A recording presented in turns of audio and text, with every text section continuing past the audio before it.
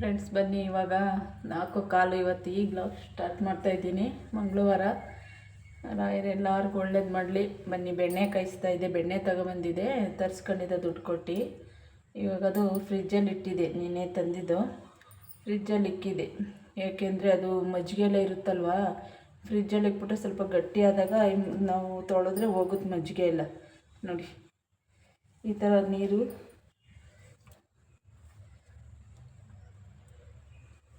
ನೋಡಿ, ಈ ಥರ ಮಜ್ಜಿಗೆ ಬರುತ್ತಲ್ವ, ತೊಟ್ಕೊಟ್ಟು ತಂದಿರ್ತೀವಲ್ವ, ಅದರಲ್ಲಿ ಮಜ್ಜಿಗೆ ಹಾಕಿ ಕೊಟ್ಟಿರ್ತಾರೆ ಅವರು. ಅದಕ್ಕೇನು ಮಾಡ್ತೀನಿ ನಾನು, ಫ್ರಿಜ್ಜಲ್ಲಿ ಇಟ್ಬಿಡ್ತೀನಿ. ತಂದಾಗ ಅದನ್ನೊಂದು 2 ಸಲ ಚೆನ್ನಾಗಿ ತೊಳೆದ್ಬಿಟ್ರೆ ಅದೆಲ್ಲ ಮಜ್ಜಿಗೆ ಎಲ್ಲ ಹೋಗುತ್ತೆ. ಆಮೇಲೆ ಕಾಯಿಸೋಕ್ಕೆ ಈಸಿ ಆಯ್ತದೆ, ಚೆನ್ನಾಗಿರ್ತದೆ. ಇಲ್ಲಾಂದರೆ ಮಜ್ಜಿಗೆದೇ ಸ್ಮೆಲ್ ಬಂದುಬಿಡುತ್ತೆ. ನೋಡಿ, ತೊಳೆದ್ಬಿಟ್ಟು ಇವಾಗ ಒಂದು ಪಾತ್ರೆಗೆ ಹಾಕಿ ಇಕ್ಕಿದ್ದೀನಿ. ಇವಾಗ ಕಾಯಿಸ್ಕೊಳ್ಳೋಣ ಬನ್ನಿ. ಏನೇನು ಹಾಕ್ತೀನಿ ನೋಡಿ. ನೋಡಿ, ಸ್ಟವ್ ಹಚ್ಚಿದ್ದೀನಿ. ನಾವು ಇದು ಹಾಕ್ತೀವಿ, ಬೆಳ್ಳುಳ್ಳಿ. ನೋಡಿ, ಕಾಣ್ತಾಯಿದ್ದಲ್ಲ, ಬೆಳ್ಳುಳ್ಳಿ ಒಂದು 5 ಪುಟ್ ಬೆಳ್ಳುಳ್ಳಿ ಹಾಕಿದ್ದೀನಿ, ಲಜ್ಜಿದ್ದೀನಿ ಅದನ್ನು. ಮತ್ತು ವೀಳ್ಯದೆಲೆ ನಮ್ಮವ್ವ ಹಿಂಗೆ ಕಾಯಿಸ್ತಿತ್ತು, ವೀಳ್ಯದೆಲೆ. ಮತ್ತು ಇದನ್ನು ಮೆಂತ್ಯ, ಏಲಕ್ಕಿ ಎಲ್ಲ ಪೌಡ್ರ್ ಮಾಡಿ ಇಟ್ಕೊಂಡಿದ್ದೀನಿ. ಮೆಂತ್ಯವನ್ನು ಹುರಿದ್ಕೊಂಬಿಟ್ಟು ಕೆಂಪುಗೆ ಸ್ವಲ್ಪ ಸಣ್ಣೂರಲ್ಲಿ ಹುರ್ಕೋಬೇಕು. ಕೆಂಪುಗೆ ಹುರ್ಕೊಂಬಿಟ್ಟು ಏಲಕ್ಕಿನ ಹಂಗೇ ಹಾಕಿದ್ದೀನಿ. ಏಲಕ್ಕಿ ಮತ್ತು ಮೆಂತ್ಯನ ಗ್ರೈಂಡ್ ಮಾಡಿ ಇಟ್ಕೊಂಡಿದ್ದೀನಿ. ಆ ಪೌಡ್ರನ್ನ ಹಾಕ್ತಾಯಿದ್ದೀನಿ ಇವಾಗ.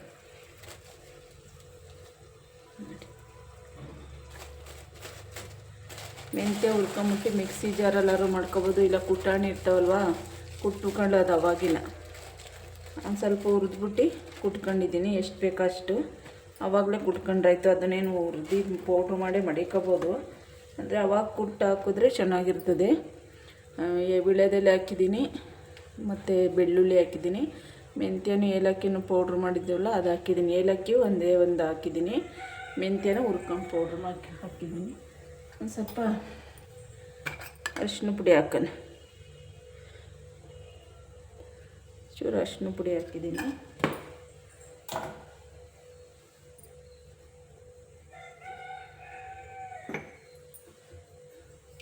ಒಂದೆರಡು ಕಲ್ಲು ಉಪ್ಪು ಹಾಕೋಣ, ಸ್ವಲ್ಪನೇ ಉಪ್ಪು ಹಾಕಿದ್ದೀನಿ. ಕಾಯಿಲೆ ಚೆನ್ನಾಗಿ ಸಣ್ಣೂರಿ ಮಾಡಿ ಇಟ್ಟಿದ್ದೀನಿ. ಕಾಯಿ ಇನ್ನೇನು ಅಷ್ಟೇ ಹಾಕೋದು ನಾವು.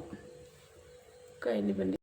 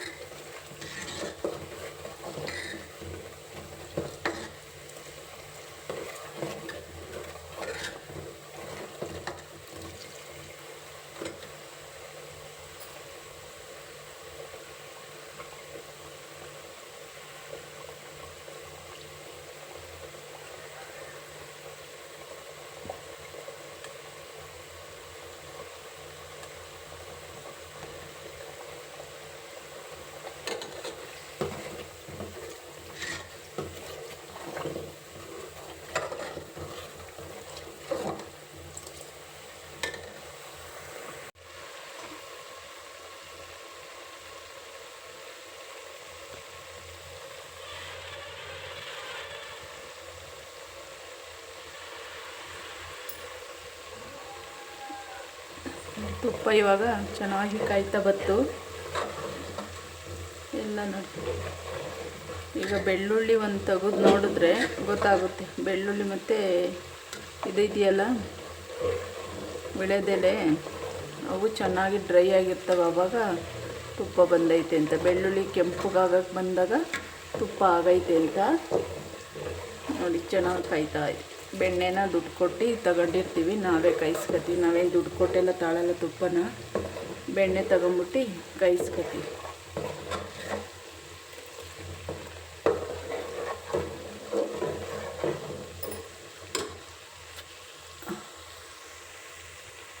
ನೋಡಿ, ಹಿಂಗೆ ನೊರೆ ಎಲ್ಲ ಬರುತ್ತಲ್ವ, ಇವಾಗ ತುಪ್ಪ ಆಯ್ತಾ ಬಂದೈತೆ ಅಂತ.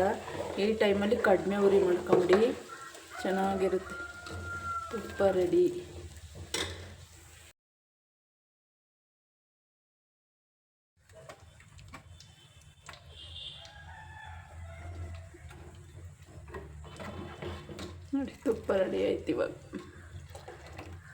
ಬೆಳ್ಳುಳ್ಳಿ ಎಲ್ಲ ಕೆಂಪಗೈತೆ, ತುಂಬ ಸ್ಲೋವಾಗಿ ಮಾಡಿದ್ದೀನಿ. ಈ ಥರ ಬೆಳ್ಳುಳ್ಳಿ ವೀಳ್ಯದೆಲೆ ಈ ಥರ ಆದರೆ ತುಪ್ಪ ಬಂದೈತೆ ಅಂತ ಅರ್ಥ.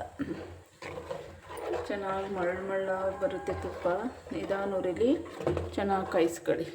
ಸ್ವಲ್ಪ ಅರಿಶಿನ ಪುಡಿ, ಒಂಚೂರು ಉಪ್ಪು ಮತ್ತು ಮೆಂತ್ಯ ಎಲ್ಲ ಹುರಿದ್ಬಿಟ್ಟು ಪುಡಿ ಮಾಡ್ಕೊಂಡಿರ್ತೀವಲ್ವ, ಅದರೊಳಗೆ ಒಂದು ಏಲಕ್ಕಿನೂ ಹಾಕಿ ಪುಡಿ ಮಾಡಿದೆ.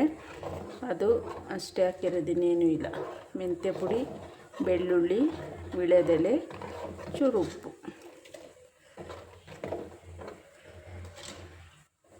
ಅವ್ರ ಮನೇಲಿ ಬೆಣ್ಣೆ ಚೆನ್ನಾಗಿ ಕೊಡ್ತಾರೆ, ನಾವು ಅವ್ರ ಮನೇಲೇ ತಗೋತೀವಿ.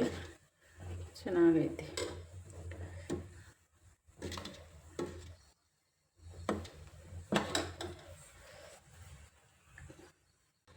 ತುಪ್ಪ ರೆಡಿ.